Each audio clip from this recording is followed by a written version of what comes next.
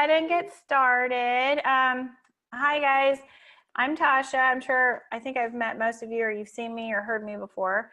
I'm logged in as Andrea, and most of you guys are logged in as me, so sorry for all the confusion on that. But like I said before, whenever we get to the question and answer section, if you can please type your name if your name does not show next to your block.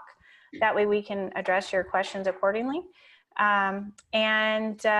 Tonight we have Coach Robb with Complete Racing Solutions and Moto E. I'll let him go ahead and introduce himself. He has a little slideshow presentation that he's going to talk about as well. So Rob, I'm going to turn it over to you. All right, thank you so much, and thank you everybody for being on this tonight. I know depending on what time zone you're in, it's either around 7 o'clock Eastern or going down to 4 o'clock on the West Coast. But I appreciate the chance to be with you guys. I hope that you'll grab a piece of paper. I'm sure that Tasha asked you to bring that. We're going to go through some stuff tonight that I think is one of the most important components of success. A lot of times people get caught up on the physical fitness side or the nutritional side or the sports psychology side. So tonight we're going to do a deep dive on time management, especially with some of you guys. Jordan, some of you guys are relatively young. You may not look at time management as being an important skill set, but I can tell you, having the privilege of working with a lot of pros, they get thrust into a situation where time management ends up becoming the biggest frustration that they deal with because of all the impromptu demands, whether it's testing, suspension testing, autograph sessions, photo sessions, on top of all the other stuff associated with racing. So I'm glad you guys are here. I believe that this is really the infrastructure of success, no matter at what level of racing, whether you're on a 65 or you're in a pro rig. So Tasha, if you would jump that to the next slide, if you don't mind. All right, guys, we don't have a lot of slides here because I don't want you guys to get caught up on the presentation. I want this to be all about you guys. We're going to get right into the meat of what we're here to do tonight. This first slide, Tosh, go ahead and go forward on one. For those of you that don't know me at all, I've been blessed to be in the sport since 1978. I'm showing my age here a little bit, but I've had the privilege of being in the sport since 1978. I've been riding since then. My first race was in 79 and had a privilege of racing for a few years. Unfortunately, come from a big family, so money wasn't always available to stay racing motocross. So I actually took a trip into BMX racing, made it to the pro ranks where we did pretty well for ourselves, rode for several teams, most of them West Coast teams. And as you can see there by the slide, had a chance to race pro, got 8th in the world there, and was ranked #1 in Florida, #8 in the nation for a couple of years. When the racing career came to an end from racing BMX, my dad dropped me into college. And so while I was in college, I actually qualified for the development program at the Olympic Training Center underneath the sport of triathlon. And the reason why it's important for you guys to know that is if I get a chance to come back for the other categories that Tasha and I have talked about, we're going to share with you things that I learned when I was at the Olympic Training Center, whether it's on nutrition, whether it's on sports performance. For those of you that don't know us, that's what we specialize in. So I want you to understand that the things that we're sharing with you, I've got 4 master's degrees, and if all that stuff matters to you, that's great. What matters to me is that you guys come away from each one of these sessions with a little bit more knowledge about yourself and how you can make yourself reach that top 1%. And that's one thing that I want you guys to keep in mind. As you get to the top of the field, there's progressively less and less people. Not because Tasha's son is on the phone, but if you look at Jordan, he's competing against the same 4 or 5 guys at every national, and he will all the way through his pro career. So I want you guys to understand that the more you get to the top of the pinnacle, the less crowded it gets. And you guys being on this tonight just illustrates your dedication to being that top 1%. So thanks for being on the call. Tasha, if you would go to the next one. When it comes to moto, it's always interesting. I find that our sport is saturated with people that really don't have the credentials to be a performance coach.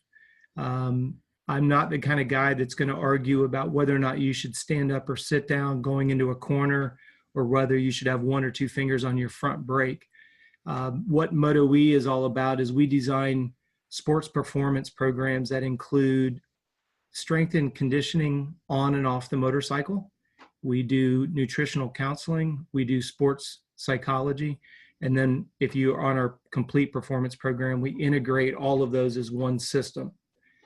The thing that I want you to keep in mind is we're very popular behind the scenes. I'll give you an example. At Loretta Lynn's this year, we won 11 national championships, but we can't market it because the parents don't want anybody else knowing that they're using our services. On the national pro circuit, we have 22 riders that are using our nutritional program. We have 8 of them using our sports psychology program. So when we share these things with you, I don't want it to be where, oh, it's about Coach Robb and Moto E. I want you to create a paradigm shift in your head and realize everything that I'm sharing with you, the people you're watching on TV are utilizing these services at one level or another. Not that I'm into name dropping, you know, we've been very fortunate at a pro level. We worked with Dungy for a while there. We've had Adam Cianciarillo while he was an amateur. And as you can see, we worked with the Martin brothers when they were younger. Our most recent graduate out of our program will be Jordan Bailey. He was actually on Racer X today in the Husqvarna debut of their 250 team. The reason why I wanted to have this slide in here is, yes, we have lots of experience in the sport. Some of you may have heard of us, some may have not. Here's the thing I want you to understand is everything that we're going to go through tonight and all of my presentations to you guys, I'm always going to get it to where you can reference what these guys are and these girls are doing at a professional level. It's not just a concept, it's an idea that if you take the time to invest in it, you automatically have gapped your competition. And we're going to talk a little bit about this tonight when it comes to time management. At the end of tonight's presentation, we're going to talk about a couple things that you guys can be working on in the next week to 10 days. Tasha and I are going to try to get back together with you. We're going to start looking at things like goal setting. We're going to look about nutrition, and we're going to start setting you guys up to think about nutrition and performance just a little bit different than your competition. But I did want you to see and understand that we do have the background and the credentials to make sure we get you where you want to be. Tasha, if you would go to the next one. This first comment is not intended to be a smart aleck comment whatsoever, and that is you cannot stop the clock ticking forward. We always say that you cannot manage time, you can only manage yourself. Now, I know that we've got a lot of young riders that are on the call. The thing that I find is most difficult, especially with this day and age, is your attention span is so brief because you're used to everything being at your fingertips on your phone or on your computer or your iTablet or all the different gadgets that you guys have. The thing that I want you to understand is nobody's responsible for your success except you. And when we go into these variables of these topics here, the thing that I want you to understand is, and if you're taking notes, I think the first thing that you've got to write down is you've got to be responsible and you've got to be accountable. Because what we're going to go through here tonight is, I don't think it's your parents' responsibility to remind you that you should go to bed, that you should eat good food. I don't think it should be their responsibility that you stay dedicated to your schoolwork and that you do the things that we're going to talk about tonight.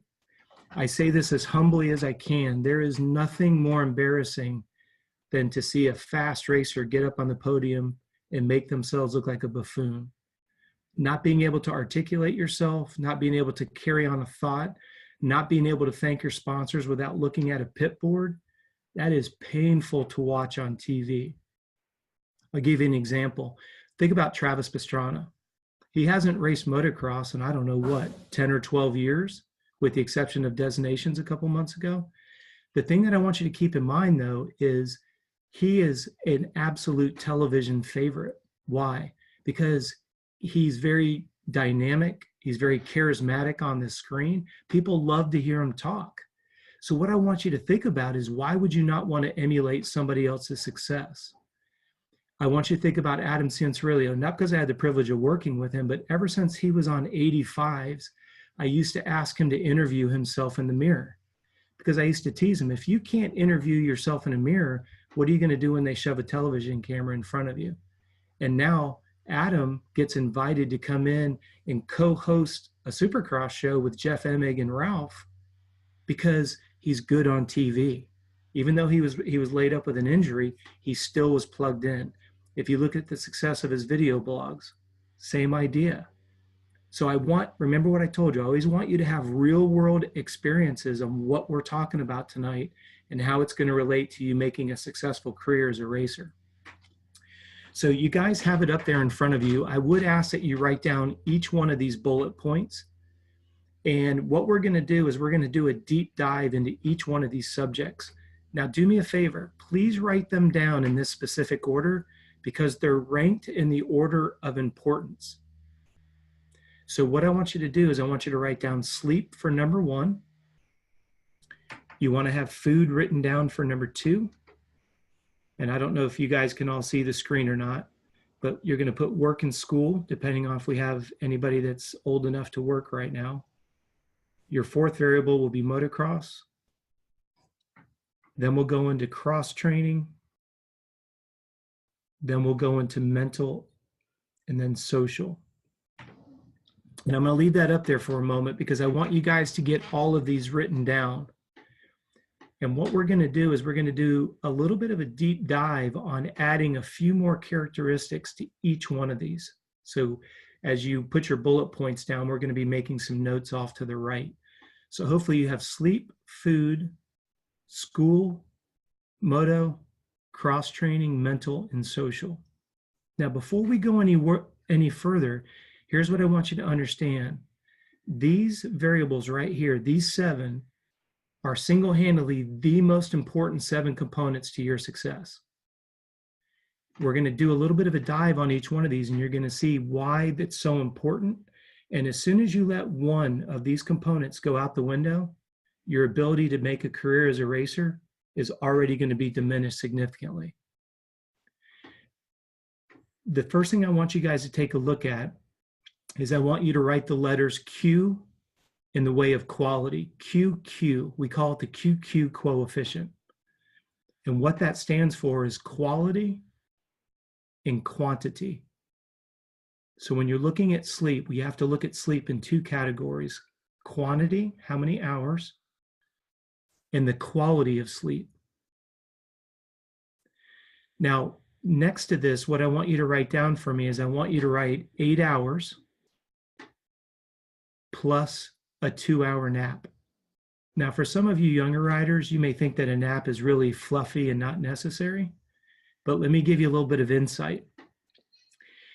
You will never get faster on your motorcycle by racing your motorcycle, and you'll never get stronger off the motorcycle by training in the gym. The only 2 ways that you're going to get faster is through sleep and food. That's why it's category number 1 and category number 2. If you blow these 2 categories off, it's like your mom or dad or your mechanic putting diesel fuel in your race bike. You would be so irritated if your parents threw diesel fuel in your race bike, but if you don't eat correctly, you might as well be eating or putting diesel fuel in your full-blown race bike. Now let's go back to sleep for a second. Now, moms and dads, this is going to get a little bit deep on physiology, but I'm going to keep it at a very top level because I want your racer to understand this. When your body goes to sleep, that is its chance to rejuvenate itself mentally as well as physically. So all the riders pay attention to this. You can go out to the track and you can ride and you can ride and you can ride and you can ride and you can ride. You're never going to get better until you absorb the stress that you put your body under. So that's why sleep is absolutely imperative for an elite level racer. Don't buy into this nonsense that your competitors are always saying, oh, I don't need to sleep, man. Sleep is weak. You're weak when you go to sleep. No, it's actually the opposite. Here's where the science comes in. When you go to sleep, you have 3 levels of sleep. You have REM pattern 1 that rejuvenates your brain. And then you have REM pattern 3, which rejuvenates your body. If you, the racer, do not get into REM 1 and REM 3, you're never going to be sharp on the racetrack.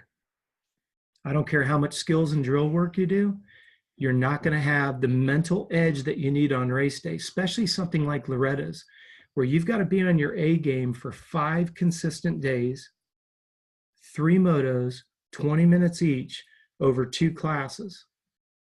If you go into that race overtrained, if you go into that race tired, you're going to get beat by somebody that's not as good as you just because they came in rested. Now, moms and dads, I always like to put it in relationship to the motorcycle because your racer always understands that. If this is for the racers, if your mom and dad took a motorcycle that had 300 hours on it, put it to the side and said, we've got our Loretta's bike, we're going racing. You'd be like, what? I can't race that bike. It's all clapped out. Well, when you go through the next 8 months of training, getting ready for Loretta's, and you're chronically you're not getting enough sleep, you're not getting enough quality sleep, you're not sleeping, you're too cool to go to sleep, you're like a bike that's all tattered out. I have seen athletes that when we add an hour to 2 hours a night, I've seen their performance go straight through the roof. Because what happens is the body rejuvenates itself mentally and physically. So when the racing gets difficult, there's that mental resiliency to be able to push through. You get to Loretta's and the sky's opened up and it's a mud bath. The rider that's overtrained and is tired, they crack mentally. They're so irritated, they're mad, all they can do is complain. The rider that's going in there fresh and mentally sharp, he or she is like, bring it on, let's do this, it's racing, let's win this. It's having that mental edge on race day when it matters. So for all of you young riders, I'm telling you, I don't think it's your mom and dad's responsibility to tell you you need 8 hours of sleep. Now, the reason why mom and dad, I had you write the word nap on there is I think if you can get your rider to sleep 2 hours on Saturday and Sunday is one of the best things that you can possibly do. All right. Here's the last piece of science.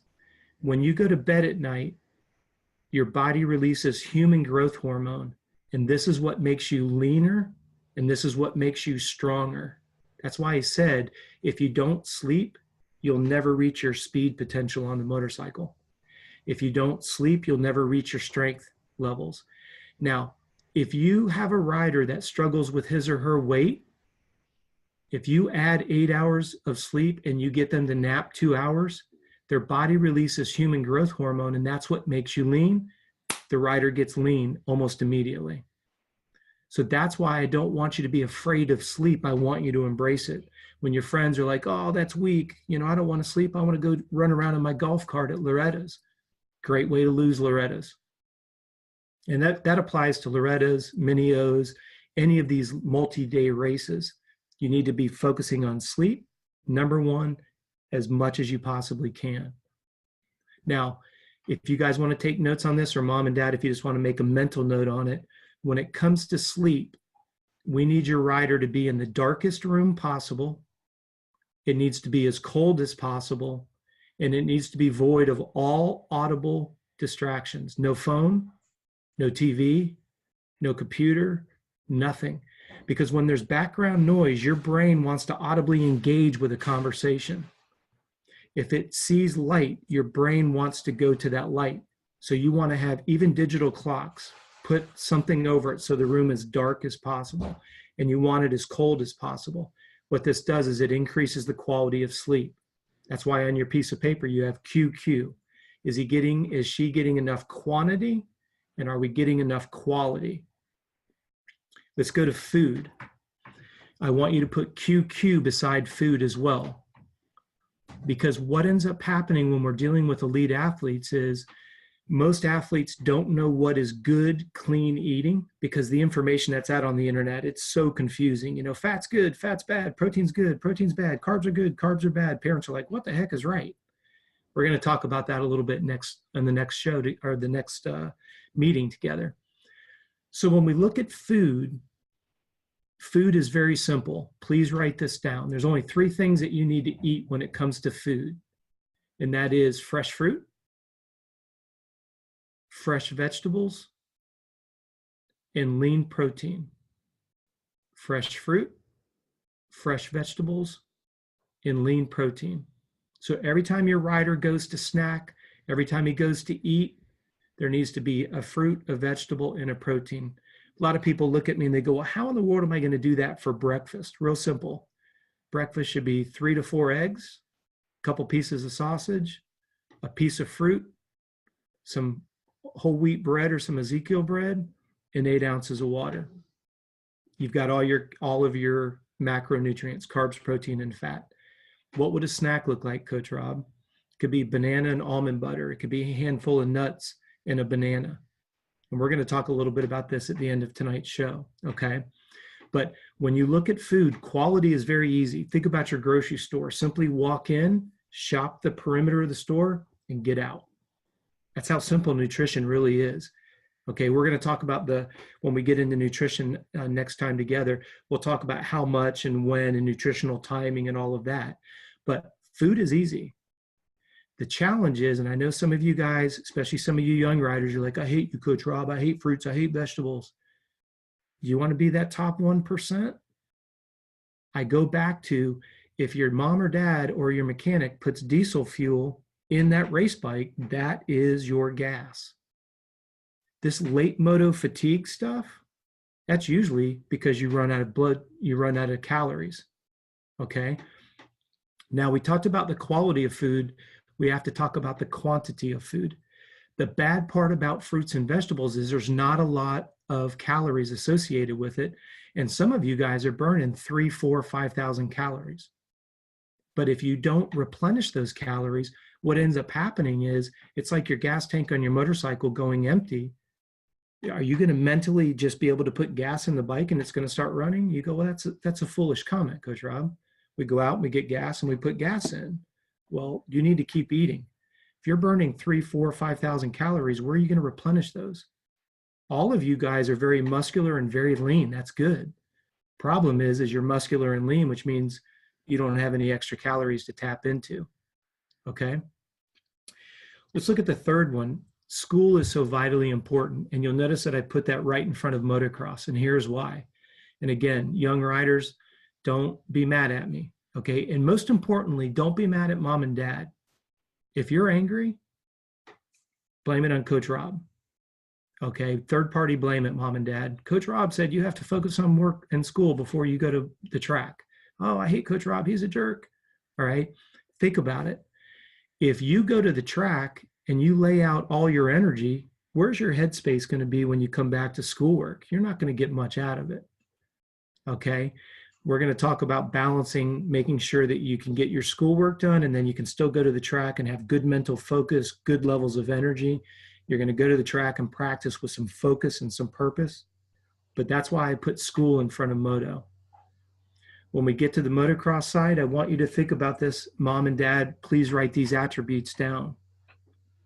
When it comes to getting ready for riding, if you don't have the privilege of living at a facility, you've got to factor in the time to load, drive to the facility, warm up, and then actually put in your seat time.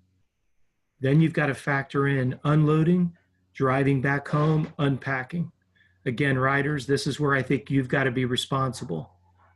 I don't think you should run back home, get on your Xbox while mom and dad unloads the truck or the van. That's not cool. Okay. What I want you to remember what we said, the first thing you should have written down tonight was be responsible and be accountable.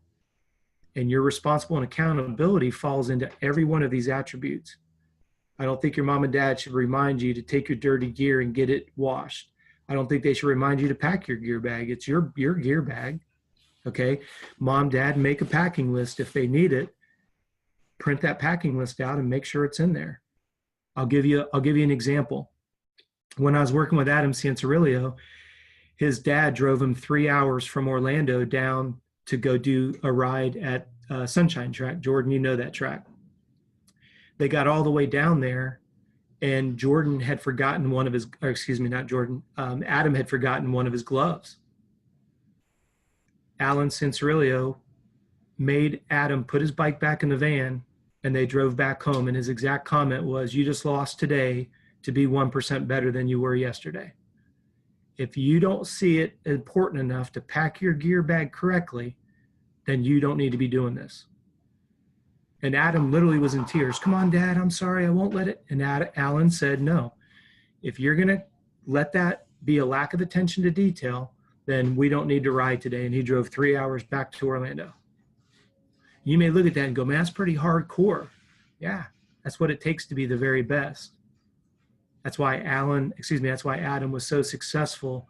If you watch the CBS program that I've done with Ryan Dungey, Adam Cianciarulo worked just as hard as Ryan Dungey did when he was on the Super Mini. So when Adam was pulled into the pro ranks, I got interviewed by a European magazine. They said, well, how do you think Adam will do? And I said, he'll do great because he understands the attention to detail. So when we're looking at your responsibility with moto, you need to be responsible for packing and unpacking your bag. You need to help clean the bikes. You need to help do the work. Obviously, after moto, you've got cross training. This next one that we have written down is mental. And we're going to talk a little bit about how important your mental headspace is. And we're going to talk about that towards the end of tonight's presentation. Then you'll notice the final one is social. Now, moms, dads, riders, you can write it down. This could be social media. This could be hanging out with your friends. This could be playing Xbox. This could be playing Xbox online. This could be playing Xbox by yourself. You'll notice it's the last piece of the puzzle. We're going to talk about what that really means here in just a moment. All right. Tasha, you can go ahead and forward that. So let me ask you this, guys. If I were to, with today being Wednesday night, Wednesday afternoon, depending on what time zone you're in, if I were to ask you, how did you spend your day today? And what I mean by that is, what time did you go to bed yesterday? And what time did you wake up today? And how many hours is that? If you look at the piece of paper that you just wrote down, we just talked about how important it is for you to get at least 8 hours of sleep. So ask yourself, no matter how young you are listening to me talk, what time did you go to bed? What time did you wake up? And did you get at least 8 or more hours of sleep? If you did, you're moving yourself forward towards being a champion. If you didn't, you actually undermined your own potential. I've already gone through why sleep is important. Rejuvenate the brain, rejuvenate the body, get more out of training the next day. Now, moms and dads, if you get the deer in the headlights, please interrupt. Talk to me, let me know. Here's why I say that. Riders, think about it. If you're going to go ride tomorrow and you're going to ride from 10 until 2 in the afternoon, the sleep that you give yourself tonight is setting yourself up for success for tomorrow. This is what we call the dominoes of success. When I'm looking at a rider who shows up at the track and he's got dark circles under his eyes, he's real snappy, foul behavior, mom and dad, think about it when the rider was really little. If he or she acted like that, what'd you do? You fed him and you put him to sleep. But now, as we get gradually older, we have more responsibilities. Everybody who's on the phone is a successful racer. What happens is we start filling the day up and look at your notes. What are the first 2 variables I ask you to focus on? Sleep and food. Well, those are the exact 2 variables that get beat up first because we ran out of time. Well, if you run out of time, what do? You push it later and later and later. How many of you guys listening to me talk right now have done your homework later tonight because you ran out of time? Well, when you push the homework back, what happens? Then you get to sleep late. Then you don't get enough sleep. You start up tomorrow with not enough hours of sleep. Guess what? You've just undermined your ability to get better tomorrow. I hope you guys are starting to see how this all starts to take shape. So what I want you to think about is, how do you spend your day from sunrise to sunset? And this is going to be your homework for the next 4 days, okay? So what I want you to do, Tasha, you can go ahead and go to the next slide if you would, on the projected. Thank you. So here's what I want you guys to ask yourself. What I have on the screen right here is a screenshot from Microsoft Outlook. Moms and dads, if you guys use a calendar, this is Microsoft Outlook.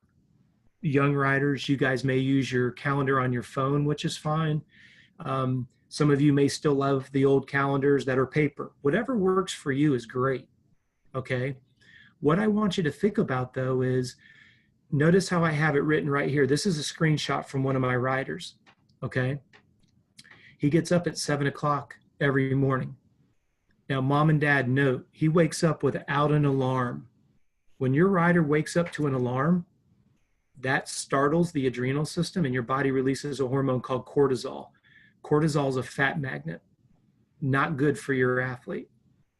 So athletes, mom and dad, I'm going to talk to you for a second. This is tying in with that circadian rhythm so that your rider is naturally waking up when he or she is rested. That's an ideal scenario. But you'll notice at this illustration right here, this rider is usually up by 7 a.m., but he goes to bed, and this is not against the women, this is actually a male rider. He goes to bed at 10 o'clock at night, every night, like clockwork. So he's going to bed at 10, waking up without an alarm at 7, so that gives him 9 hours of uninterrupted sleep. So if you look at your notes, the first check mark is quality and quantity. He's gone to bed at 10, gets up at 7, he's got 9 hours of sleep. Young riders, please listen to me. It is imperative that you go to bed early because you can never make sleep up. Think about this backwards. I know some of you guys had some experience with regular public school. If your class started at 8 o'clock, you knew you had to leave at a definitive time. So the time that you're going to start tomorrow is always set in stone.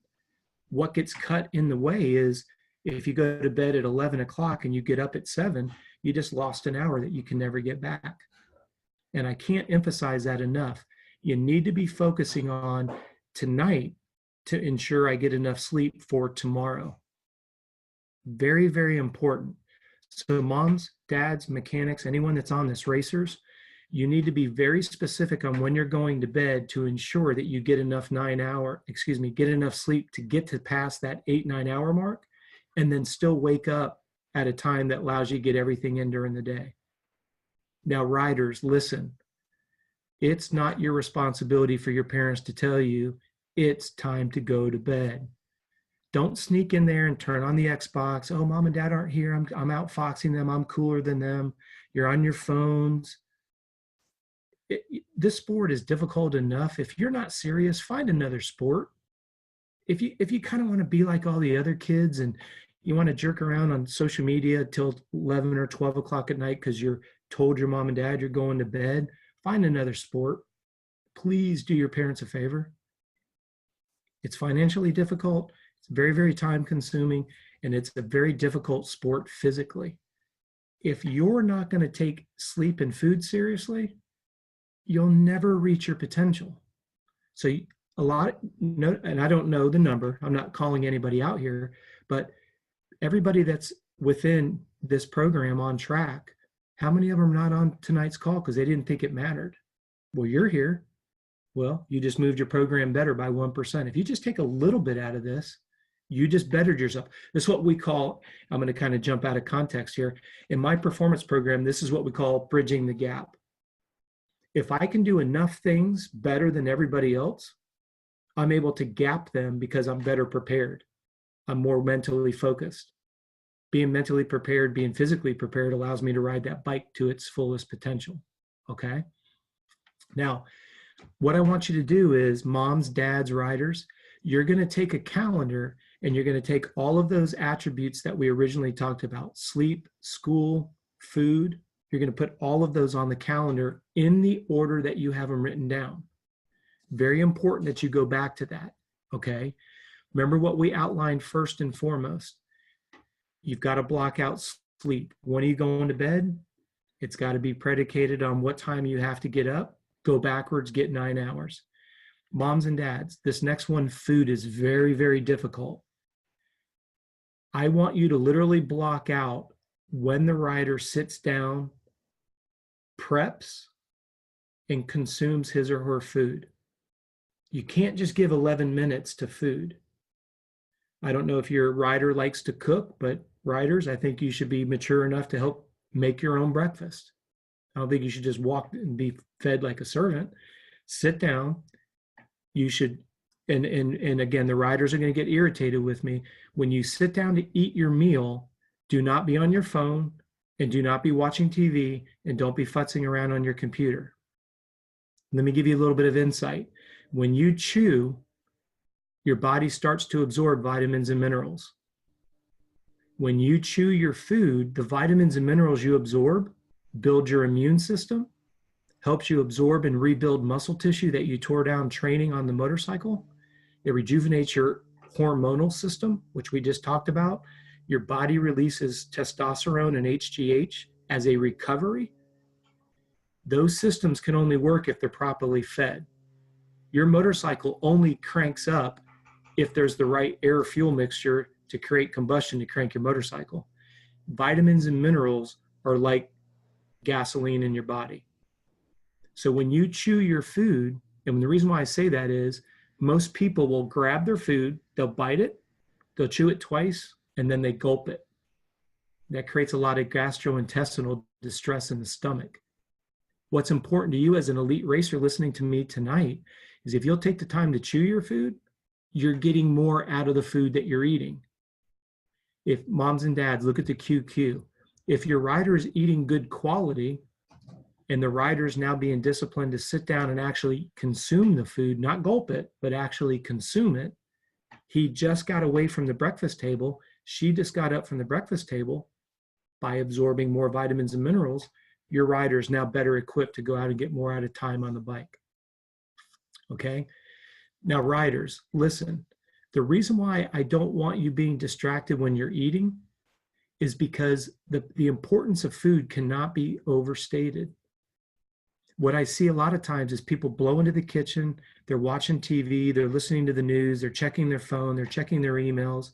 You're getting distracted on why you're there. And listen, all riders, listen. You need to get in the habit of being in the moment doing exactly what you have on your calendar.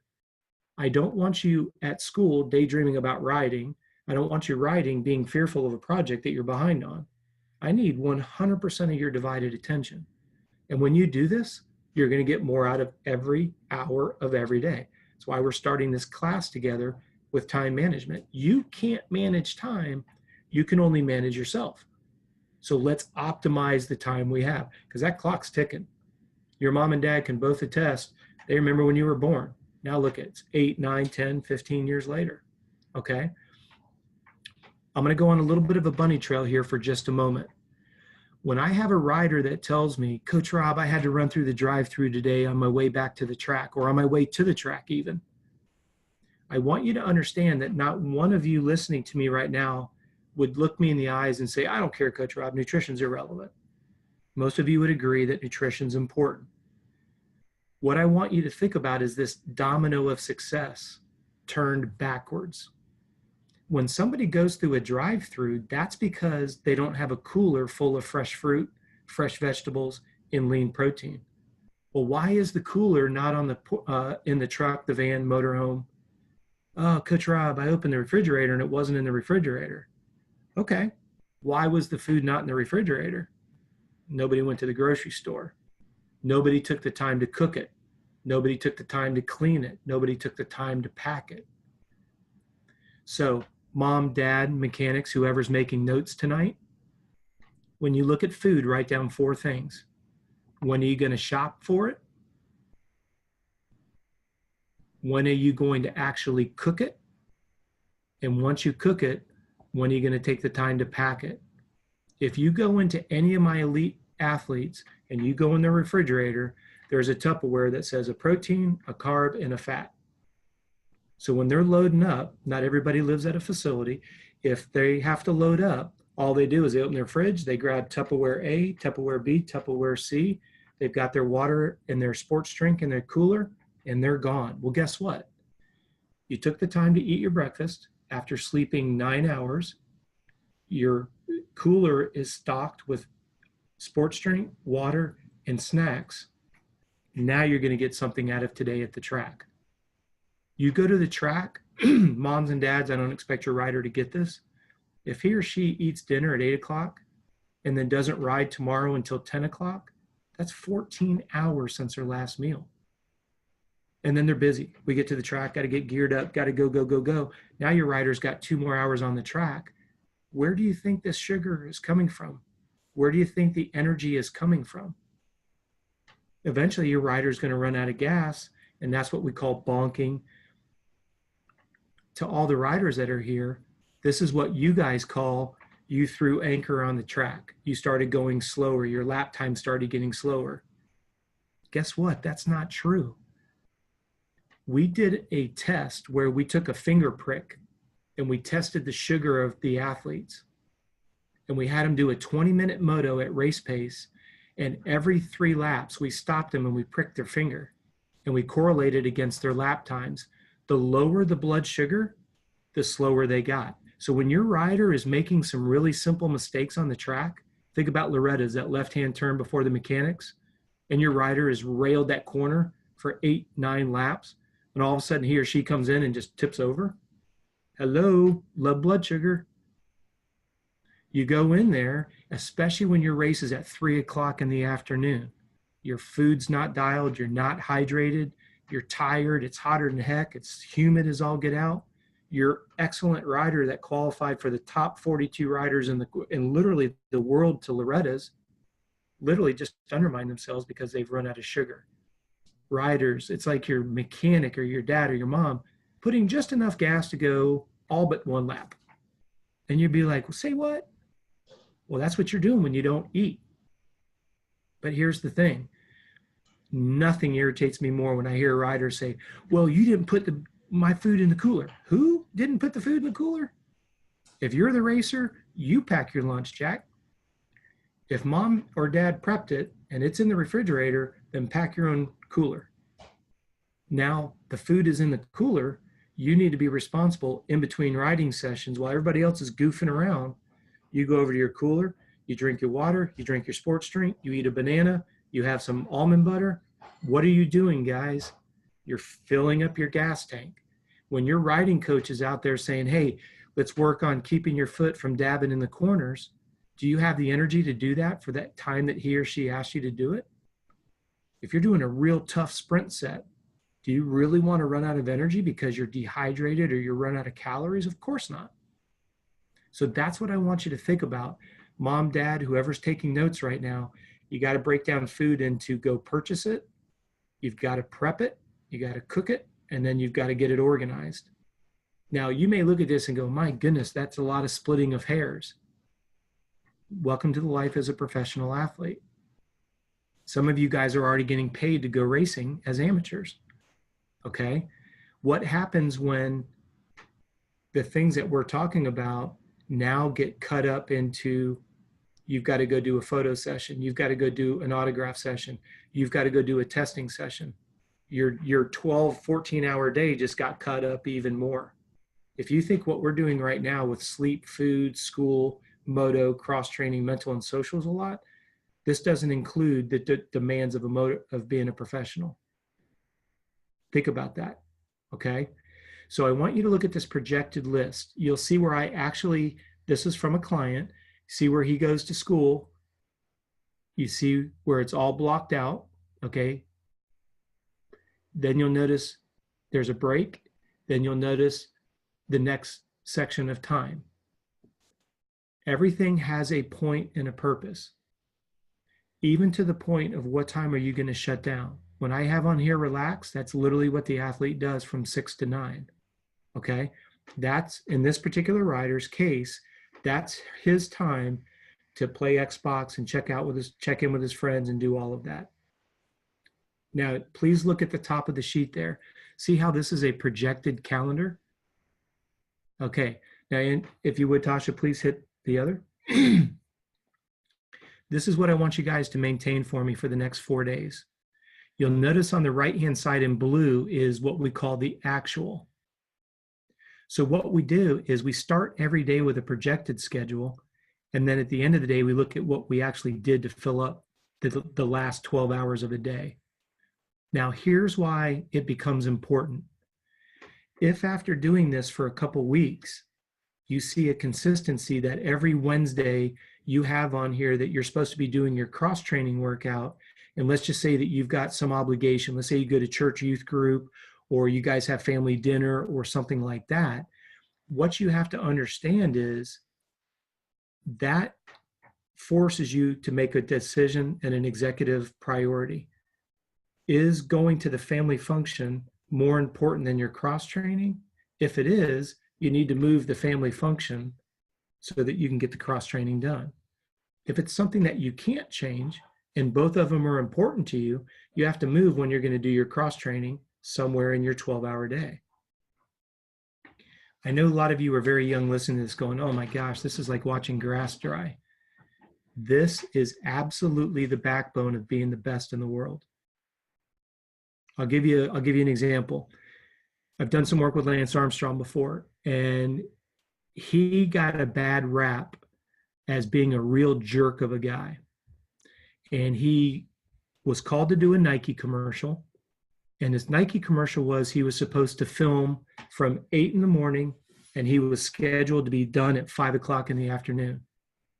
5 o'clock in the afternoon, Lance walks off the set, gets in his rental car, and he drives off. Well, the producer calls him and says, where are you going, Lance? He says, I am a professional cyclist. You told me that you needed me here from 8 to 5, and I honored that. But I need to go do what I need to do to be a professional racer. Now, you can look at that two ways. Wow, that's Lance being really cocky and arrogant. No, that's somebody who's managing his time and ended up being the most successful cyclist that the sport's ever seen. The thing that I want you to keep in mind is you're not being rude when you tell your friends, hey, look, I need to go. Look right here on his schedule. See how he's got relaxed time from 6 to 9? Well, if you push that to 9:15 because mom's not in the room, you push that to 9:30 because dad's still at work, working late, the only person that you're hurting is you, the elite athlete that wants to eventually make this a career. Now, moms and dads, I don't want your riders to think, oh my gosh, this guy takes all the fun out of racing. Actually, it's the opposite. Every one of you that are listening to me talk, you've got yourself in a program for learning, which is very, very cool. You guys dedicate yourselves to going to the track. You take the time to buy new bikes, you buy new gear, you keep yourself up to date. When these riders are taking championship after championship after championship, all of a sudden the structure, these athletes look at it and go, wow, this is really great. I love this.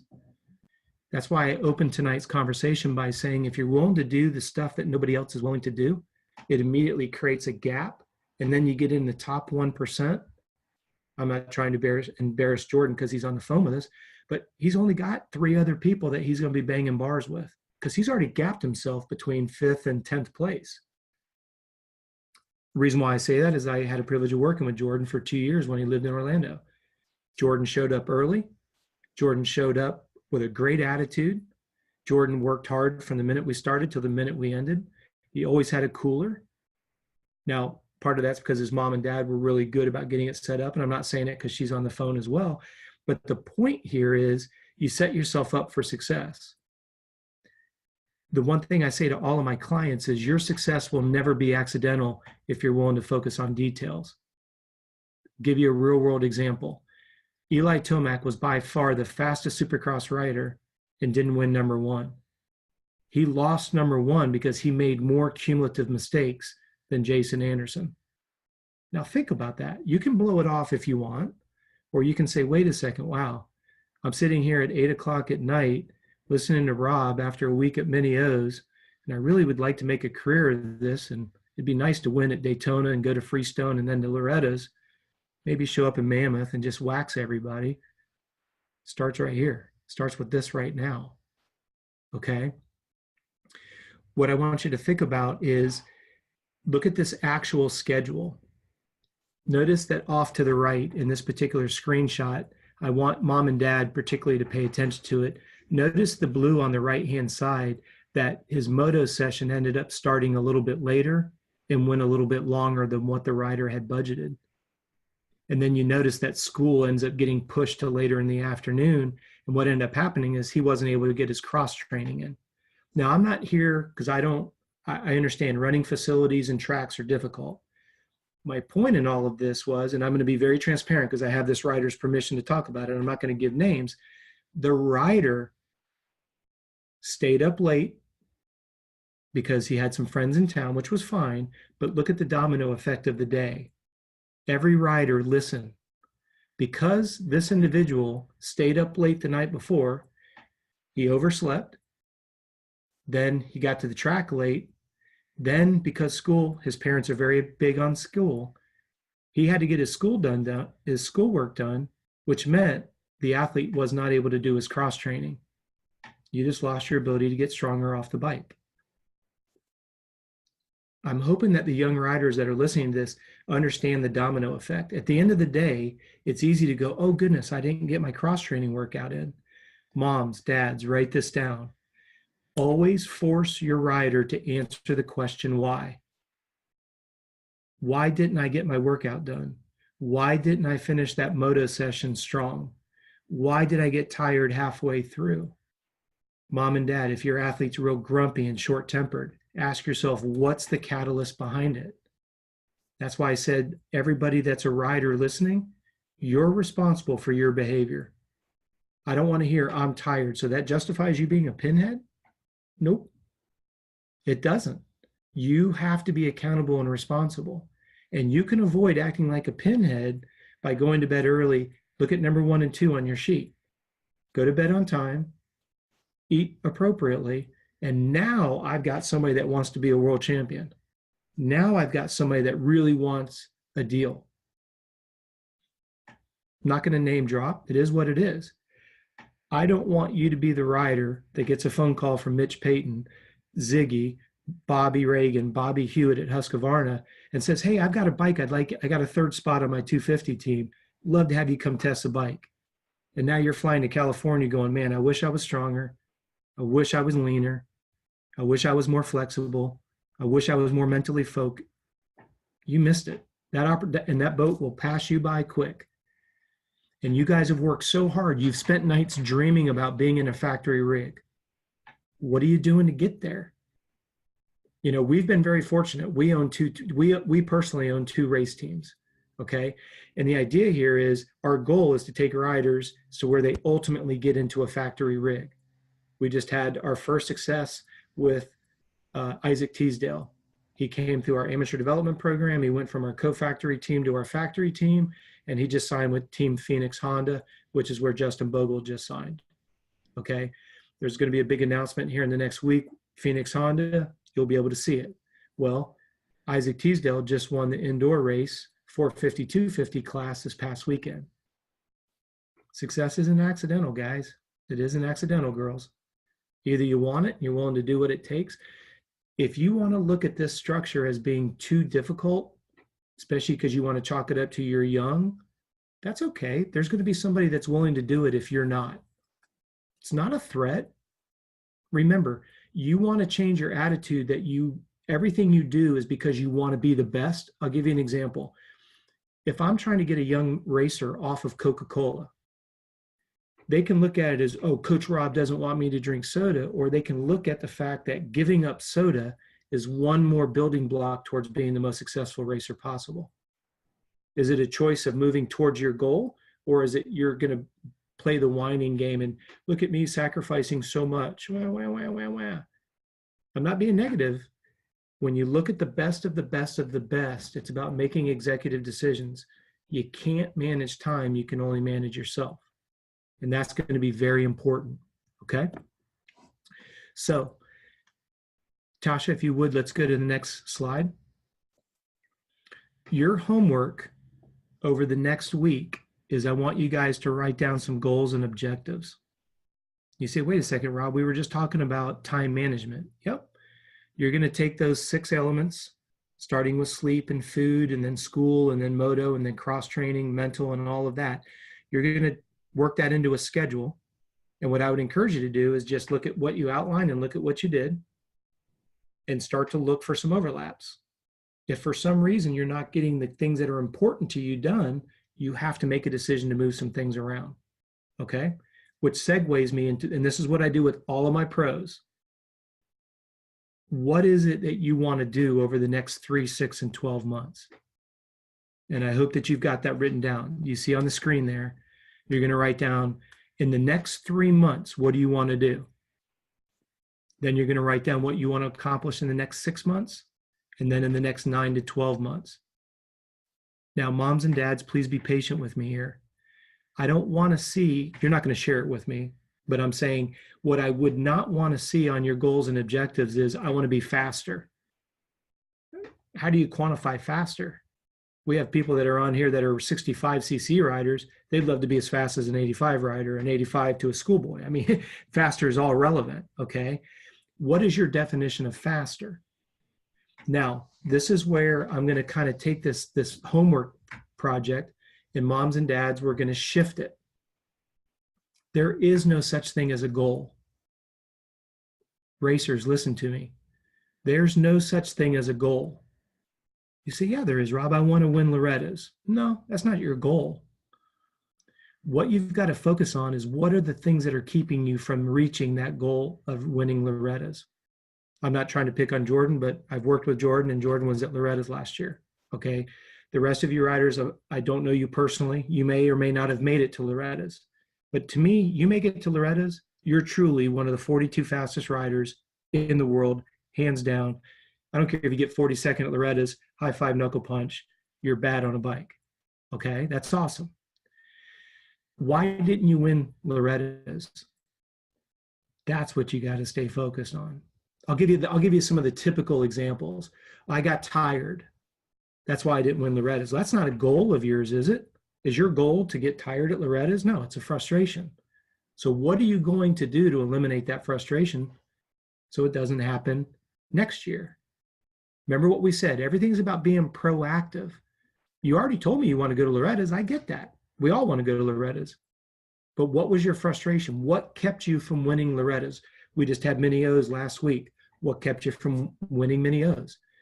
Track got, I'm not picking on the mini O's track at all.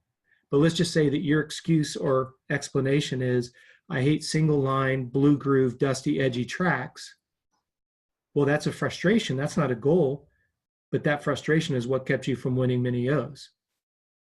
So your goal should be, if you want to call it that, is I didn't do well on a single track blue groove racetrack, so I'm going to get better at the conditions that I wasn't good at. That's what your goal should be for the next 3, 9, 6 months. And you go, Rob, aren't you kind of playing a semantical game and playing it around, turning it around? No. I'm changing your perspective by 1 degree because your competition's out there going, yeah, I've established my goals and objectives for 19. No, they didn't. Because it's the same superficial ones. I want to get a sponsor. I want to win. It's just so nebulous. It's so difficult to quantify and make that achievable. If you tell me you want to get better on dusty blue groove single line courts tracks, then you'll set yourself up to go train to get better at those conditions. For example, we do all of the amateur programs at Ricky Carmichael's goat farm. We handle all of the amateurs that are there. When I was talking with Ricky Carmichael, he would say to me, if I fell down turning left at Millville this weekend, he was going to go back to the goat farm and he was going to practice his left-hand turns until there were no knobbies on the left side of that tire. Ricky was always about address my biggest opportunity, address my weakness. How do you address your weakness? Look back at your race results, guys. Girls, look back at Loretta's, look back at mini O's. Write down what your frustrations were, because that's where you can make the greatest amount of improvement. Moms and dads, this is more for you than it is the young rider, depending on their age and their maturity.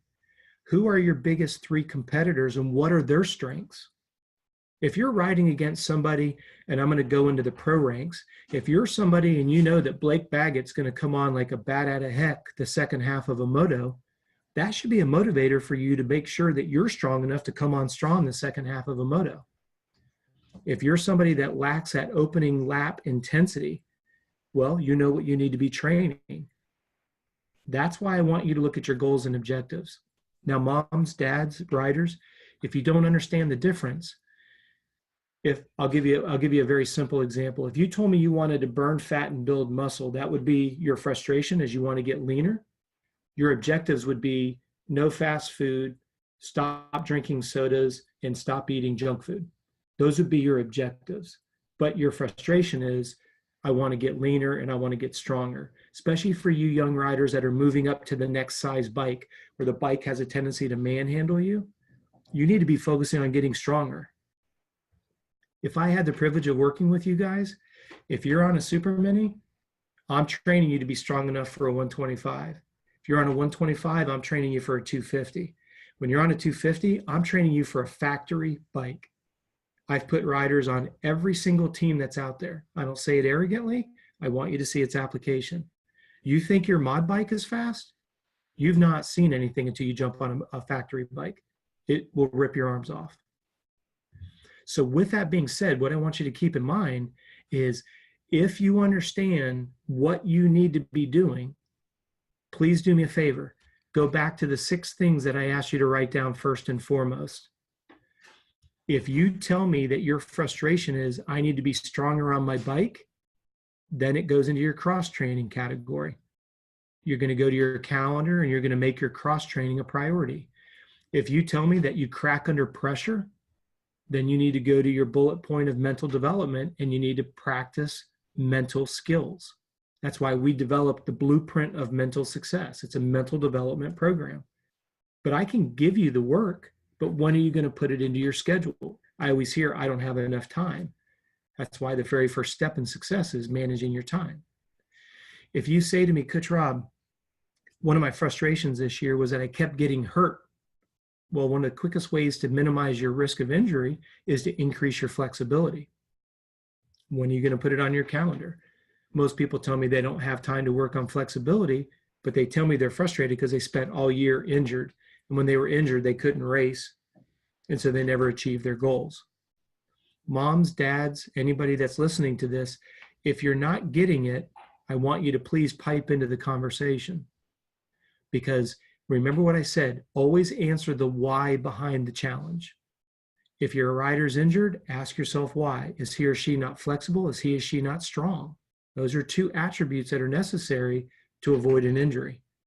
What if your rider got hurt because they made a judgment, kind of like when Ken Roxon cased that triple and smashed his face against the handlebars?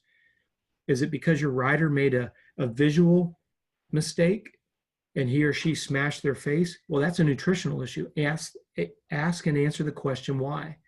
Oh, well, my rider kind of skipped breakfast and then he or she didn't want to eat all day. They were being belligerent. Well, you got to fix that. How are you going to fix that?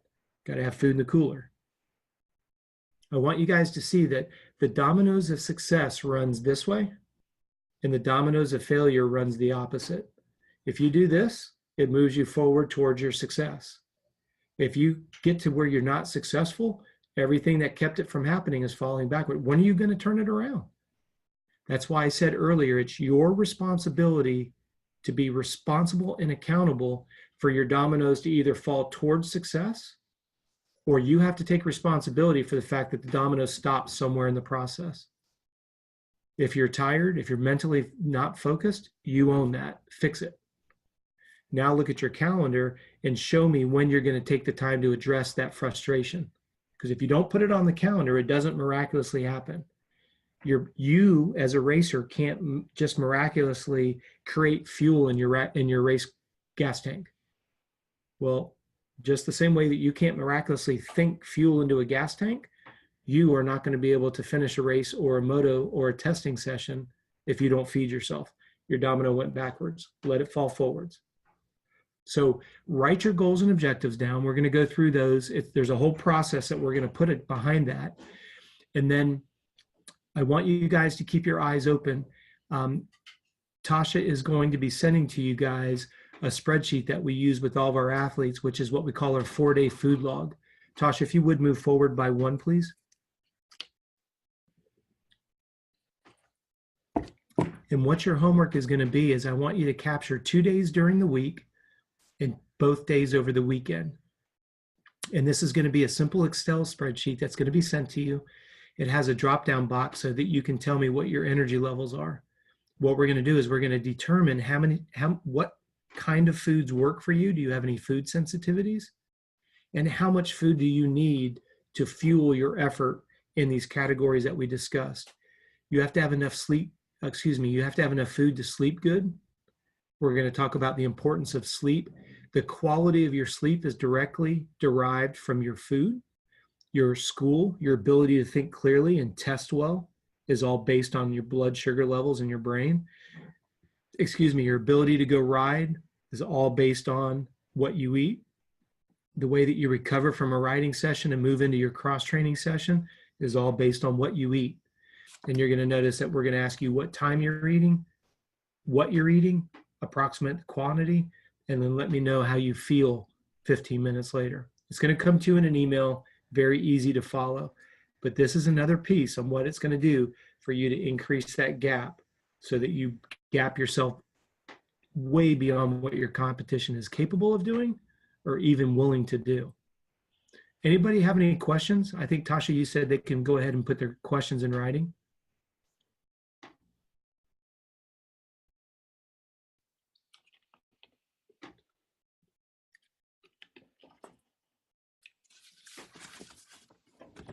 The one thing I want you guys to keep in mind is this is something that is a process. It's not a one and done.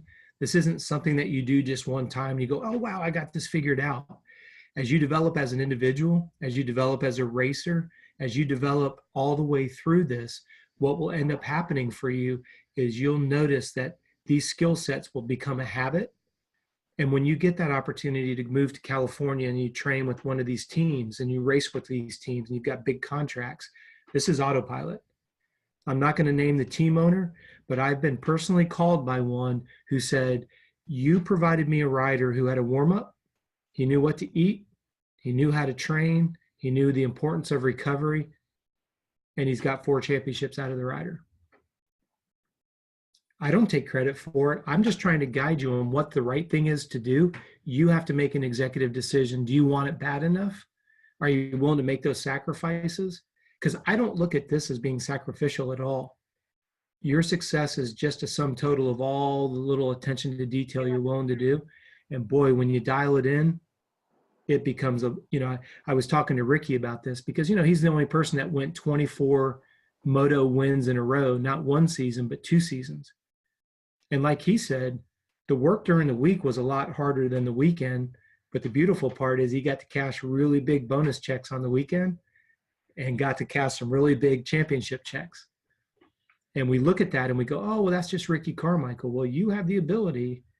That's what I love about YouTube. We can now look back at the success of a Ricky Carmichael, or we can look back at the success now of an Eli Tomac, or we can look at the success of an Aaron Plessinger. But you have to remember that all of those riders 6, 8, 9 years ago, they had to make some decisions to move forward. And if you're willing to do it, this really becomes easy. And what I find is particularly with the parents, there's a lot of aha moments like, oh my gosh, I never really thought about that. I don't think that the food issue is as bad as it really, and I'm just going to be very transparent. I grill every Sunday night for what we eat as a family on Sunday night. And then that gives me enough leftovers for lunch the next day. And then I do that, like on Sunday night, I'll grill enough for maybe Monday and even Tuesday, and then I'll grill again on Wednesday.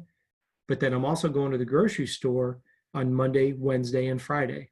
That way I've always got, well, guess what? If you want to look at my micromanaged life, I know when I'm going to the store, I know when I'm cooking, and I know when I'm packing. So then I do a lot of Ironman. I do half Ironmans. That's my sport of choice right now. So I know what my training schedule is going to be like, but I've got an infrastructure around that. Am I getting enough sleep? Am I getting enough food?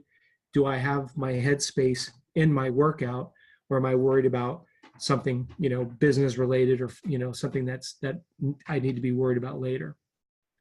You guys have any other questions? I appreciate you guys hanging around. I hope you're starting to see this start to take a little bit more structure. Okay, can you guys hear me okay? I can now, yep. Okay, let me see. I'm trying to get the video going here. Okay. Guys, if anyone has any questions, first of all, thank you, Rob, for all that information. That was wonderful information. I know I'm looking over at Jordan. He's taking lots of notes. That's great. Jordan actually has a question. And guys, if you do have a question, at the bottom of your screen, you'll see a little chat thing. If you click on that, you can type a message in there, and make sure if your name is not on the screen in your box, that you put your name attached to it, because for some reason my name's attached to most of the people in the webinar today. But Jordan, let's go ahead and unmute you so you can ask your question to Rob, okay? Hello? Yep, I can hear you, buddy. Go ahead. Okay, I just wanted to ask a question if it's better to take a nap before your moto, and how long the nap would be. That's a great question. The magical number is 15 minutes. Now, mom and dad, your poor riders are like too much science. Your body releases these hormones that we're talking about, HGH. Your body squirts that out the first 15 to 20 minutes that you fall asleep. So that's for the parents on the science side. To answer your question, Jordan, if you can get at least 15 to 20 minutes where you're able to lay down, your body will rejuvenate itself significantly. Now, here's the one thing, and Jordan, you bring up a really good point. Like anything that you guys do, you've got to practice it first. This wouldn't be something you'd want to try to do at Minio's or Loretta's or something like that. Try to practice it during the week. Now, it's difficult, and Jordan, I know you're at GPF. I'm not calling out that facility. I know it's difficult to get a nap in because your day doesn't always start and stop at the same time every day. But it is important if you can train yourself.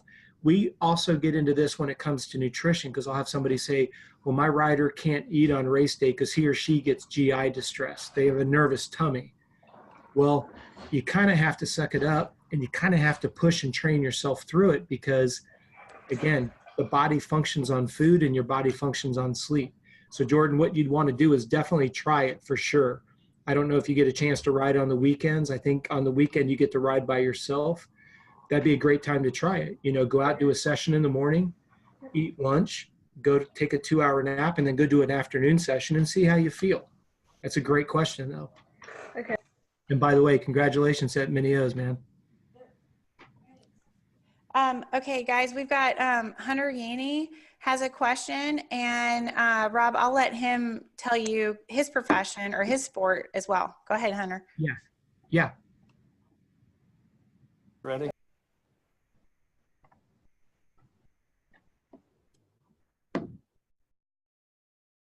I apologize. I can't hear Hunter. Race go-karts right now. Okay, there you go, buddy. I can hear you. Yeah. Say that again. I race go-karts right now professionally. Nice. And I had a question. It applies for all, right? Absolutely. Yeah. Absolutely. Like, for example, we've done some work with Townsend Bell in the Formula One racing. You know, when you guys come out of the corner at, you know, not that you're going 200 miles an hour, but, you know, coming out of a corner, coming out of turn 3 at 200 plus miles an hour, less than a foot next to the wall, your ability to process your eye-hand coordination, and Dad, I see you're there next to Hunter. High five, knuckle punch for being on the phone. I appreciate that. If you can keep Hunter's blood sugar stabilized, and this is relevant to everybody, his eye-hand coordination will be so snap sharp. And you'll be amazed at, you know, at the end of the race when you start seeing the car will drift a little bit. He doesn't hit his apex. He doesn't hit the points just on point.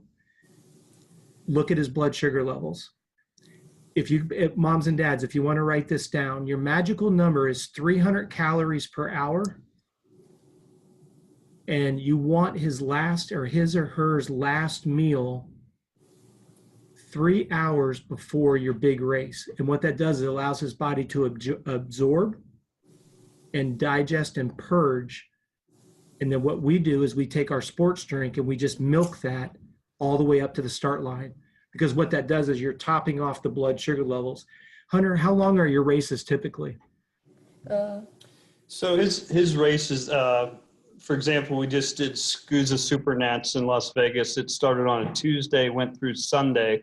Okay. The day itself is 8 in the morning till 6 at night. And his races or practices are probably between 20 and 25 minutes. Okay. And just out of curiosity, does Hunter drive with a heart rate monitor? Not yet. I'm trying Okay. Just a little side note, all of you should be training with heart rate monitor, because to Mr. Yuri, to your point right there, here's what I would ask. If we look at his heart rate data, you know how you guys look at your dashboard telemetry? Well, that's what we Yes. do with our athletes. When they wear the heart rate monitor strap, we look at it on the computer. What's Hunter's average heart rate and what's his max heart rate in that 22-minute race? Now, moms and dads, excuse me, this is what we do. As the intensity level goes up, we got to get the sugar content up in his blood. Now, here's something that gets a little bit complicated, but it's really not. There's an inverse relationship. As the intensity goes up, the simplicity of his or her food needs to come down. So, for example, you wouldn't want to eat a steak and then throw Hunter in the car. It's just way too complicated for the body to break down. I won't go into the physiology of it. The higher the intensity, the more simple the food is, because it's got to be assimilated and converted to energy at a much rapid rate. And when you're dealing at that kind of speed, what kind of speeds do you average, Hunter? About 80. 80. Okay. So a lot happens at 80 miles an hour. Okay. So that literally that split second ability to make a decision is all based on blood sugar levels. That's why I was teasing, for Wanda, when you guys go in there and you're barreling around that left-hand turn at right before the mechanics area, if you're at Loretta's, right? If you have low blood sugar, that's when he'll tip the bike over and you're like, how in the world did you stall it here? You've had 6 great laps. Jordan, you love to jump, it's coming by Loretta's and then coming over that finish line jump and you mistime it and you end up facing something and then you end up bouncing off the face. That's an eye-hand coordination, just like you're saying, Hunter. Your ability to make those precise, I can't name names, but we work with some professional road racers and we're dealing with lean angle and we're dealing with apex of the curve. And so what ends up happening is when we find that the athlete, his blood sugar drops, the lean angle gets progressively less and less, and then they start the high side coming out of the corners. So Mr. Yuri, to your point, if we find that Hunter is drifting and we find he comes out of the corners and he just starts going a little bit wider and he gets off that main line, that's definitely low blood sugar. And we see it happening all the time. Now there's 2 components, and this is relevant to everybody that's listening. You don't want to become dehydrated and you don't want to have low blood sugar. Because if a human body becomes more than 2% dehydrated, you can lose up to 10% of the strength of the muscle. So here he is getting strong in the gym only to undermine it because you're dehydrated. Write this down. As a general rule of thumb, each of your riders and your driver needs to consume half of his body weight in ounces of water. Please write that down. Take your riders or your driver's weight, divide it by 2, and that's how many ounces of water he or she needs over an 8 to 10 hour period. I'm not trying to insult anyone's math skills. If you weigh 100 pounds and you lose 2 pounds, you could lose up to 10% of your muscular strength. In a 20-minute race, whether you're racing cars, street bikes, dirt bikes, that's the difference between first and fifth. Just like that. Now, mind you, you guys can invest in the best motors, the best suspension, the best everything, and then your driver or rider goes out there and completely throws anchor because they become dehydrated. Now, Hunter, you're in the same predicament that our motocross guys are in, and that is you guys are literally covered from head to toe, literally every square inch. So this process of sweating, it's officially called the exothermic process. Your body can't get rid of this internal heat because you have all this gear between you and your skin. So that drives up your core body temperature. So that's why when you go to the starting line, you should be sipping your last bottle.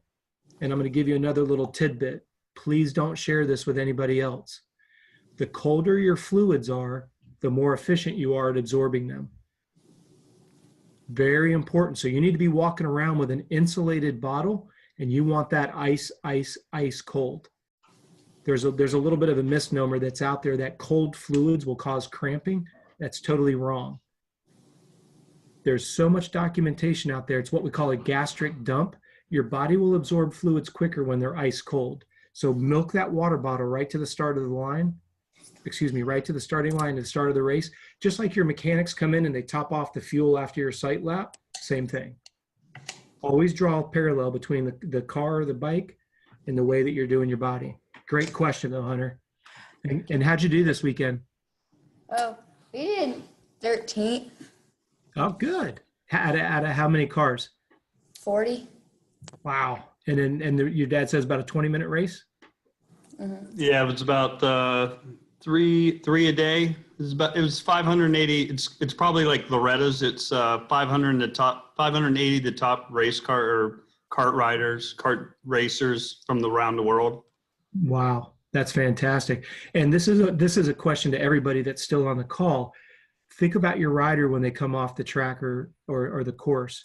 They should be dripping wet. If their skin is not saturated, if their jersey, their gear, if it's not saturated, you've got a rider that's dehydrated.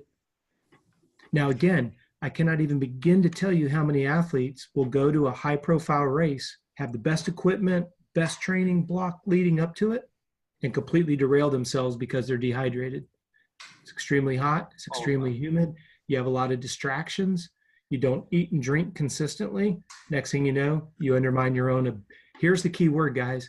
You undermine your own ability to be the best. And that's very frustrating for you because you try so hard and then you get there and then you just kind of miss the mark a little bit, especially at those rates of speeds. That's for sure. Congratulations. Great question, Hunter. Thank you. And thanks, Rob, for answering that. We do have Kara has a question for you. Kara, if you want to unmute ask him. Am I there? Hi, Kara. Can you see me? Hi, I'm Jack's mom. And my question is, what's your go-to sports drink? Because there's so many sports drinks out there. And I really am trying to focus on healthy things. And like Gatorade to me I'm not certain that I would call that a healthy sports drink. So I'm wondering what you recommend for a healthy sports drink. I have to agree with you, and I'm not trying to embarrass anybody. We had a rider that was riding for Factory Kawasaki, and he was out at the test track, and he was drinking the product that you mentioned and was actually having diarrhea because he was having an adverse reaction to the coloring agent in that product. It's the color that bothers me about it, too. Yes, absolutely. So you're familiar with exactly what I'm talking about, unfortunately. I actually created my own sports drink. It's called Energy Fuel, and you can buy it at coachrobstore.com.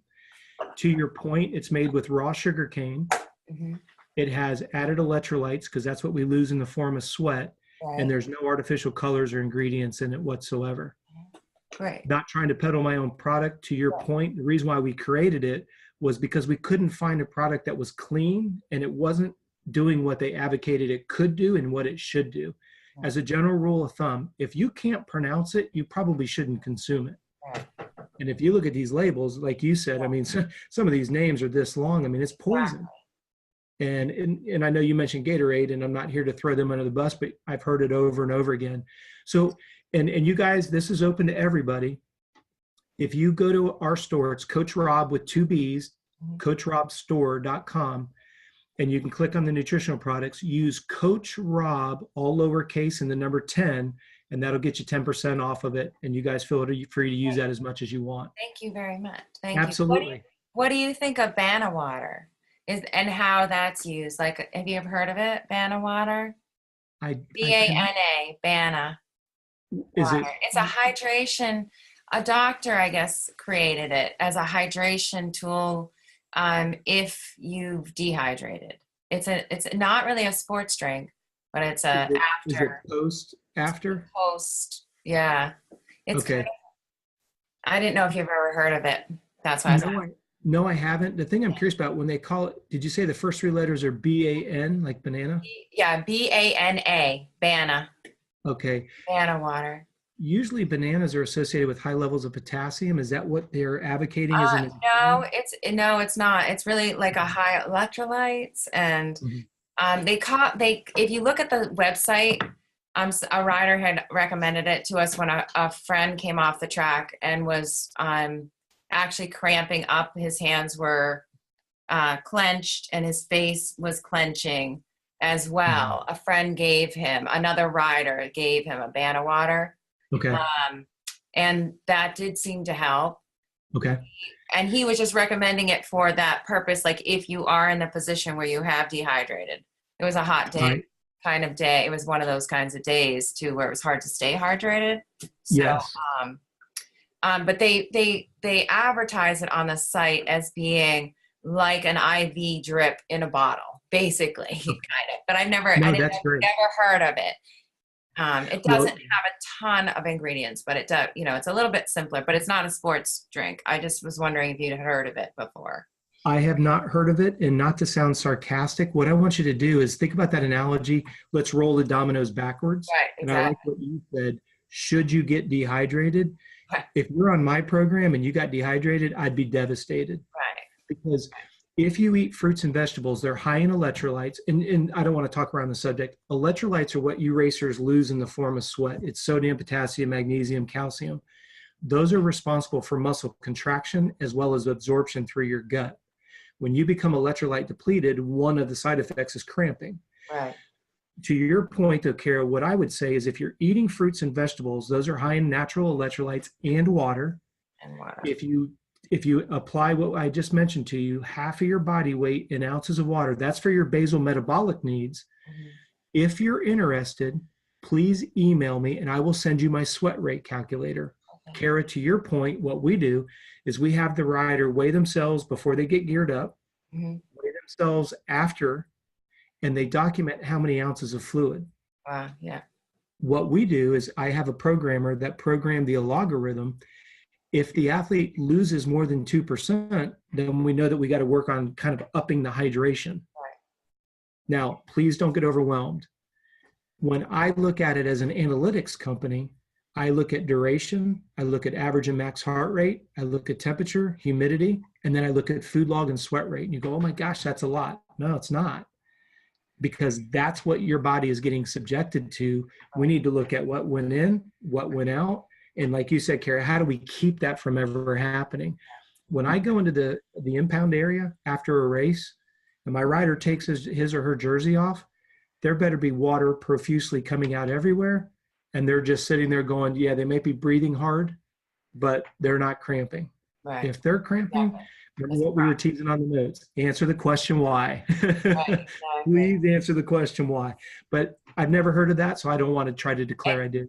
And when you're talking about fruits and vegetables and protein, like if you were looking at a plate, like I think that visual for kids is helpful. What size, like what fraction of the plate is what in your eyes, as far as when they're training to this level? Because I know for me as an older mom, what my plate should look like, but for somebody who's training, their protein maybe should be bigger, obviously, than right. You're exactly right. And I don't want to answer your question with an ambiguous answer. That's why I want you guys to take this food spreadsheet that I'm going to send you. Mm-hmm. And Kara, we're going to do exactly that. What we want to look at is first of all, everything being sourced from real raw food, not a can, not a box, not a bag, not a bar or anything. But to answer your question, we have to know what your rider is doing. That's why we have a nutritional program based on exactly that. If your rider is 8 years old and weighs 82 pounds, that's different than an 18-year-old that weighs $180. Right. Now, I don't want to answer your question and convolute it, but I want you to understand this is how analytical we are. Right. When my clients train with a heart rate monitor, I look at the duration, I look at the average and max heart rate, and I look at calories burned, and we build a customized nutrition program that way. Mm-hmm. Like I've had people that will call me up and say, I'll pay you $1,000, send me a nutritional program for Loretta's. I know nothing about the rider. Right. I can't send anything to them because that would be unethical. Mm-hmm. But if I know what the training looks like, if I know what the expenditure looks like, because like when we look at nutrition, I look at food sensitivities. I could give Jack brown rice and a chicken breast and broccoli, and he could fall asleep 5 minutes later. Well, he's got some food sensitivities to that food combo. That word combo is what I want you to focus on. But if you looked at that on an ingredient list, you go, well, it's brown rice, that's healthy. Chicken, that's healthy. Broccoli, that's, well, for him, what he eats. Yes. And what happens is then I can have Hunter eat that, And Hunter could fall asleep 3 minutes later, and then somebody else can eat it and feel great. So that's why we do customized nutrition, because I'm never going to just send it to you and say, eat this. There's too many variables to look at. Now, please don't get overwhelmed. That's what we do as a company, is we look at the biofeedback indicators, and then we build the nutrition off of that. I would look at when you get the spreadsheet together, because what we're going to do is we're going to go through that on the conversation, and we're going to be able to answer that so you can redevelop what is the appropriate amount. But I'm glad Jack's open to, eating what he needs to, just making sure he's getting enough. I will tell you, my experience has been, this is a situation where I would say 99% of the clients that we pick up are chronically dehydrated, chronically undernourished, and definitely sleep deprived. Yeah. And I wouldn't be surprised, really. Well, and think about it. When you look at us as adults, what are the two things that we beat up? We beat up sleep and we beat up food, and then we gain this weight. When you understand that when you sleep, your body releases growth hormones that makes you leaner, well, you're not sleeping, and then you're not getting enough quality fat and protein to feed the adrenals, so your cortisol goes up, and we wonder why we gain 10 pounds of fat every year. Right.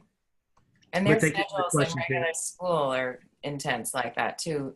Like when you're looking at the high schooler, there's in a regular ed school setting, they're intense and absolutely don't produce a lot of sleep. But thank you very much, Rob. Thank you for the question, Kara. All right, thanks. Thanks, Kara. And guys, if you didn't see my chat, real quick, just if your name is not listed in the meeting tonight, please make sure you send me an email at tasha@soundtrack.net so I can forward the information to you that Rob's going to send me for tonight's webinar. But I do have one more question, Rob. And again, guys, thank you so much for staying on with us. This has been some really great information and great questions as well. But Laura and Ronan have one question for you, Rob, real quick. Yeah. Hi, Coach Rob. Thank you, first of all, for all of that amazing information. It's truly, truly great to hear all of that. Our question, or my question specifically, Kara touched on it briefly, but for me, I want to quantify what your ratio of water to alternate drinks would be throughout the course of the day on a race day versus a training day. How much should Ronan be having water in between his training sessions, or should he be having some kind of amino acid drink? I take a pre-workout amino acid and then I add a creatine to it at the end of my workout. So are these things that I can be introducing to him as a 9-year-old, or just to stay away from those types of things? Well, first of all, that's a great question. You've got like 5 good points, and I want to make sure we get to each of them. At the very end there, you mentioned creatine. Mm-hmm.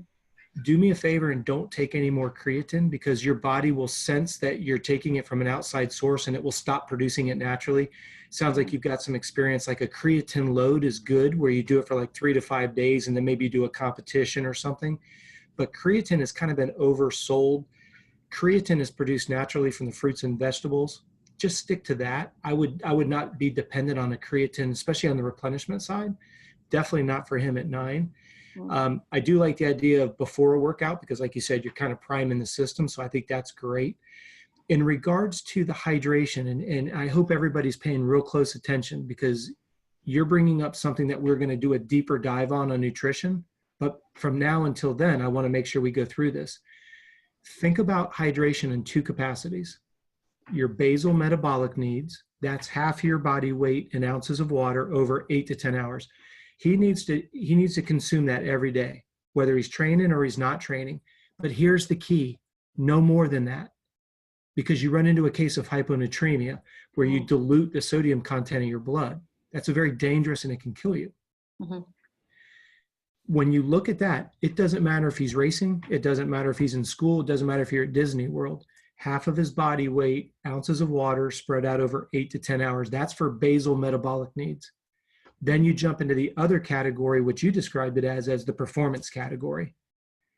What I always say is, I would not go overboard with water in between motos. I would go more with a sports drink, okay? Because like what Kara said, think about what you're losing during exercise, training, and racing. Sweat is going to have all the electrolytes, and you're going to be losing a tremendous amount of water. Now, here's the $1 million question. how much are you losing in the form of sweat? That's what's most important. That's why we created the sweat rate calculator. Based on the temperature, based on the humidity, based on the intensity, and based on the duration, I can't tell you whether he should have 14 ounces of a sports drink or whether he should have 8 ounces. Because some of us are really profuse sweaters. You know, you get done with a bike workout and there's a puddle around the spin bike, and some guys are, you know, shirts barely damp. Dry bone. Yeah, there you go. So it's very dangerous to say, you know, stick to this number or stick to that. What we want to do is create your own individualized sweat profile, and we do a replenishment schedule. Your hydration schedule is actually based on what your perspiration rate is. Okay. Now, where I want you to pay real close attention is that's going to change. We create what we call temperature silos. What we do is we say, okay, when he's racing in this temperature range of 10 degrees, we know what his perspiration rate is. You know, right now in Florida today, it literally dropped 35 degrees in 24 hours. So right now, this morning, it was in the mid 50s. It's supposed to be mid 80s by Saturday.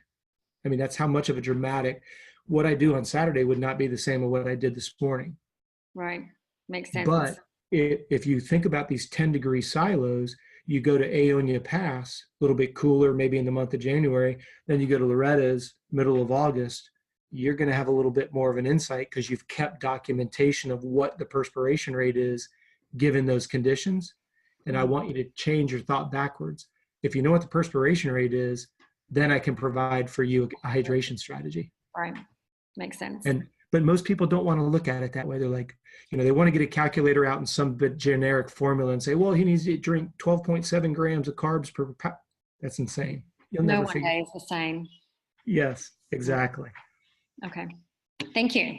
You're welcome. Thank you for listening. No, thank you. Appreciate it. All right, guys, great questions and great information from Rob. Thank you so much. And if no one else has anything else, let's just tell Rob thank you. And I'm sure we will see him back again. And we'll share all that information. And if you guys need to contact Rob individually or like to contact him individually, we can get you in touch with him as well. Okay? All right, Rob. Well, thank you. Have a great night. Thank you, guys. Enjoyed it. Thank you. Have a great week. You too. Thank you. Cheers. Thanks. Thank you, Rob. You're welcome.